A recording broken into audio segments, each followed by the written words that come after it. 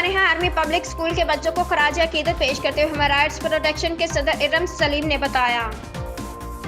Rights and human rights protection and social justice women wing की president Sindh Iram Salim, और वो दिन जो हम कभी ज़िंदगी में भूल नहीं सकते।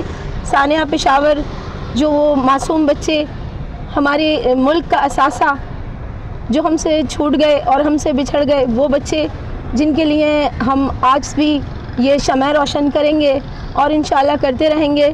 हमें बहुत दुख है, दिली अफसोस है। पाकिस्तान को खराज तहसीन पेश करते हैं कि वो हमारे हर इस सानिया के हवाले से जब कोई बात होती है तो वो शाना बशाना और पेश होते हैं हर उसमें। जज़ाकल्लाह।